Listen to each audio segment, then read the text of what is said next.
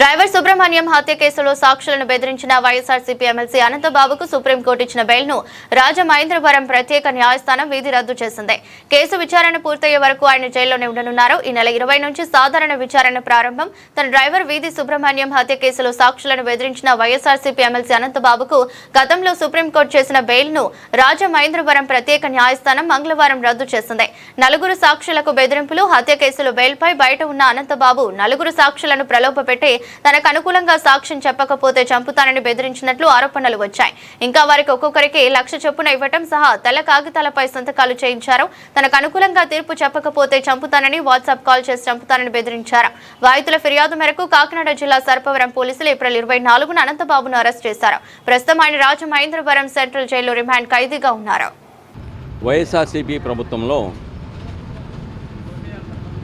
ఆనాటి వైఎస్ఆర్సీపీ ఎమ్మెల్సీ అనంతబాబు దగ్గర డ్రైవర్గా పనిచేసి మానివేసినటువంటి దళిత యువకుడు వీధి సుబ్రహ్మణ్యాన్ని అతి కిరాతకంగా హత్య చేసి 31 గాయాలు, 3 అంతర్గత గాయాలతో ఆయన ఇంటికి తీసుకొచ్చేసి ఎటువంటి ఫిర్యాదు ఇవ్వద్దు, మీకు 2 లక్షల రూపాయలు ఇస్తాము, మీరు దహన సంస్కారాలు చేయండి అని చెప్పేసి వాళ్ళ కుటుంబ సభ్యులను బెదిరించిన సంఘటన మనకు తెలుసు.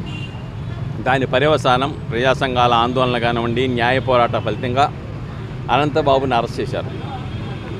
అరెస్ట్ చేసిన తర్వాత ఈ జిల్లా కోర్టులో 3 సార్లు నేనే వాదించేసి వాటిని డిస్మిస్ చేయించాను. హైకోర్టులో డిస్మిస్ చేశారు బెయిలు. చివరికి సుప్రీంకోర్టుకు వెళ్ళి బెయిల్ తెచ్చుకొని బెయిల్ కండిషన్లో ఉందేంటంటే ఆ హత్య కేసులో ఉన్న సాక్షులను ప్రభావితం చేయకూడదు, బెదిరించకూడదు, ప్రలోభాలకు గురి చేయకూడదు. ఈ నిబంధన ఉల్లంఘిస్తే బెయిల్ రద్దు అవుతుంది. కానీ ప్రత్యేకమైన కోర్టుగా జిల్లా న్యాయమూర్తి గారిని నియమించిన తర్వాత, నన్ను ప్రత్యేక పబ్లిక్ ప్రాసిక్యూటర్గా నియమించిన తర్వాత కేసు విచారణ ప్రారంభానికి సమయం ఇస్తూ ఉన్నారు.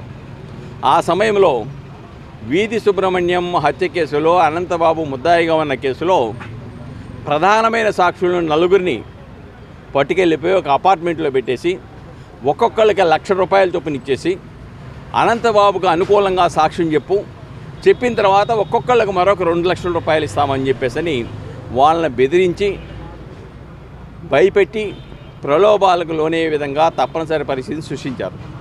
దాని మీద ఆ 4 మరుసటి రోజు ఉదయం సర్పవరం పోలీస్ స్టేషన్కి వెళ్ళి 4 లక్షల రూపాయలు పోలీసు వాళ్ళకి స్వాధీనం చేసి, ఇదిగో మమ్మల్ని ఈ విధంగా సాక్ష్యం చెప్పొద్దని బెదిరించారని చెప్పిన దాని మీద మరొక కేసు అనంతబాబు మీద, అతని అనుచరుల మీద మరొక కేసు నమోదు చేశారు. దాంట్లో అనంతబాబుని అరెస్ట్ చేశారు. ఇంకొక 2 అనుచరులని ప్రస్తుతం మొన్న అరెస్ట్ చేసి జైల్లో ఉన్నారు. ఇప్పుడు వాళ్ళందరూ కూడా ఎక్సార్షన్, SC/ST కేసు, ఈ యొక్క ప్రలోభాలకు పెట్టడానికి పూనుకున్న కేసు, ఇవన్నీ కేసులు వాళ్ళ మీద ఉన్నాయి. దాని ప్రాతిపదికగా సుప్రీంకోర్టు యొక్క తీర్పును ఉల్లంఘించారు, నిబంధనలు ఉల్లంఘించారు. కాబట్టి అనంతబాబుకి హత్య కేసులో ఇచ్చిన బెయిల్ను రద్దు చేయమని చెప్పేసి పిటిషన్ వేసి ఆధారాలతో సహా న్యాయస్థానంలో వాదించడం జరిగింది.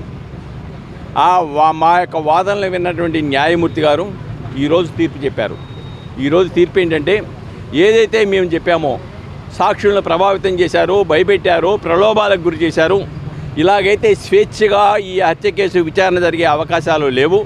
కాబట్టి అతన్ని జైల్లోనే ఉంచి కేసు విచారణ జరపాలని ఏదైతే మేము కోరామో మా వాదనను అంగీకరించారు. ఆయనకి ఇచ్చినటువంటి మర్డర్ కేసులో, హత్య కేసులో ఇచ్చిన బెయిల్ని రద్దు చేశారు. రద్దు చేసి ఆయన ఏదైతే సాక్షులను ప్రభావితం చేయడానికి సర్పవరం పోలీస్ స్టేషన్లో నమోదు చేశారో ఆయన దాంట్లో బెయిల్ వేసుకున్నాడు. ఆ బెయిలు మళ్ళీ దాని మీద నిర్ణయించడానికి 15వ తారీఖు వేశారు. ఈ మధ్యకాలంలో ఈ నెల 20వ తేదీ నుంచి సుప్రీంకోర్టు త్వరితగతిన ఈ కేసును విచారణ జరపాలని ఆదేశాలు ఇచ్చింది. నవంబర్ 30వ తారీఖు లోపల తీర్పు చేయాలని చెప్పింది. అలానే ప్రాసిక్యూషన్ తరఫున 3 నెలల్లో సాక్షులందరినీ 87 మందిని పెట్టాలని ఇచ్చింది. అలా తర్వాత 2 నెలల్లో ముద్దాయిల తరఫున సాక్షులను పెట్టుకోమని ఇచ్చింది. ఇవన్నీ కూడా నవంబర్ 30వ తారీఖు లోపు అయిపోవాలి, ఆ రోజు తీర్పు చెప్పేయాలా ముందుగా అని చెప్పి దాని ప్రకారం ఈ నెల 20వ తేదీ నుంచి కేసు విచారణ ప్రారంభమవుతోంది. సాక్షులకు సమన్లు వెళ్తూ ఉన్నాయి. 26 వరకు దాదాపుగా 12 మంది సాక్షులు విచారణ జరగబోతూ ఉంది. త్వరితగతిన విచారణ జరిగి వాస్తవాలు న్యాయస్థానం దృష్టికి వచ్చిన తర్వాత న్యాయమూర్తి గారు నేర నిరూపణ అయితే ఏ విధమైన శిక్షలు వేయాలో న్యాయమూర్తి గారు నిర్దేశిస్తారు. ఏదేమైనప్పటికి కూడాను ఈ రాష్ట్ర ప్రజలే కాదు, ఈ దేశ ప్రజలు ఎదురు చూస్తూ ఉన్నారు.